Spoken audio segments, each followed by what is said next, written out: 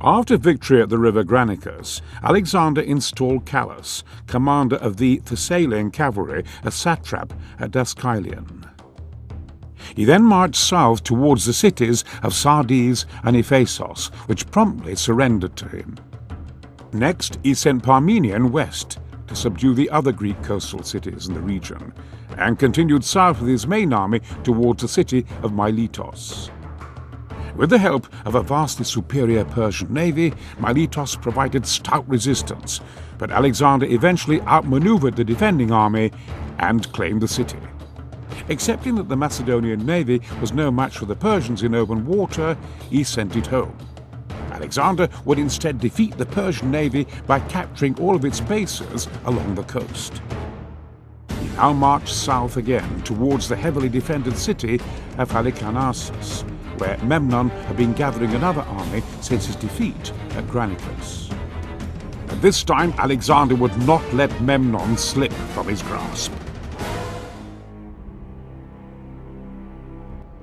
The coastal city and port of Halicarnassus, 334 BC.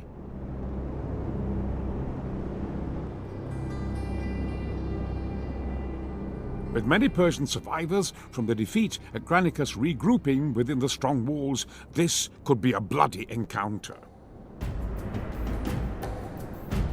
Alexander is keen to avoid a lengthy siege, which would slow the impetus of his onslaught against the Persians.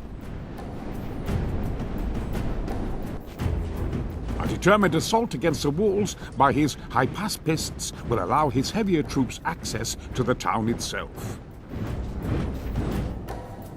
Resistance should crumble once the town center is taken.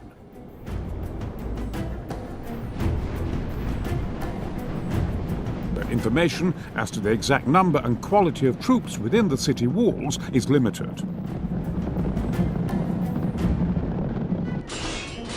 Spearmen and archers have been sighted on the walls, including Persian immortals who wield both spear and bow. There is also evidence of fodder having been gathered for a number of horses.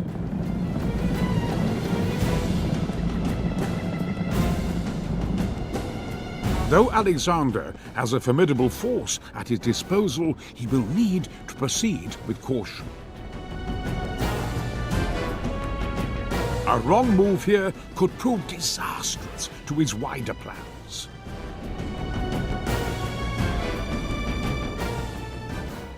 Welcome back, everybody. This is Porkness. Halicarnassus is a nasty scenario. Although not exceptionally difficult, it will humble even an experienced player with all of the shit it throws at you in the beginning. To make my opening moves more comprehensible, I've put together some footage from several recordings to outline the immediate challenges and how to counter them.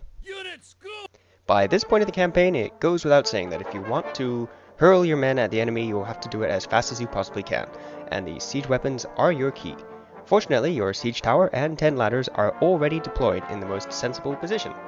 However, Persian Mahdian archers have artillery-like range and will start shooting as soon as you unpause the game, hitting your forward flanks with fire arrows. They do a large amount of damage and can actually depopulate a formation so that there aren't any men left to carry the ladders. If they manage to actually ignite your siege tower, then it's game over. You might as well restart the level. Bad luck. Because even though you can still make it up the walls, you'll take so many casualties doing so as to not have anything left for the final showdown, which takes place in the city center. To preemptively counter that, you have to screen their advance with javelineers. The previous battle that I played, I said that they were useless at combat, and in this one, they still are. But here they make great fodder because the enemy archers will preferentially target your ranged units. Run them back and forth to reduce casualties. This is the best use you can put them to during this siege. While all of this is going on with your front line, your left and right flanks are both taking withering fire from enemy horse archers riding in Cantabrian circles, which maintains not only a steady stream of projectiles, but makes them difficult for your own archers to hit them. We definitely do not have the advantage in cavalry, with only Alexander's personal bodyguard, but the Cantabrian circle is an inflexible and slow-moving formation, and the apparently isolated horse archers are easily chased down. We choose to defend the right flank because we only have one set of ladders on that side. However, regardless of which side you choose, a trap will be sprung. Heavy cavalry concealed in the woods spring forth and pounce on Alexander. Now alone and separated from the rest of his army, it's unlikely, even on the hardest difficulty, that they'll manage to actually kill him, but the outcome of that skirmish will still be a waste of cavalry. So, next time we don't send him alone. 2 units of hypaspists escorting Alexander will handle themselves famously against enemy horsemen. Once the enemy has been brought down or chased off, it's a mad dash back to the left flank to do the same thing again. Speaking of the left flank, it's likely that no matter what you do, the ladders there will get shot to pieces, and your men will drop them. Just send another unit over to pick them up and keep on trucking. Your siege tower is the one that's doing the heavy hitting in this scenario. You did remember to let the tower fire back at the archers on the wall, right? So you've screened your advance with fodder and driven off the attacks on both flanks. Your siege weapons are trundling towards the walls, and you're ready for a melee. But wait, the front gates creak open and a torrent of heavy cavalry pour out. They lay waste to your force. Oh. There's really no elegant way around this. Send your entire front line to the gates. Not too close as to get burning oil poured on them, but have them waiting just outside the doors. As you can see, the key to a successful opening move in this is to be telepathic, or to have played this scenario many times before and gotten your ass handed to you.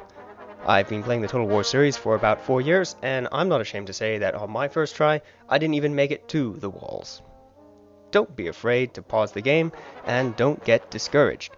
Losing is not just educational, it's fun. And with that said, let's start the actual battle.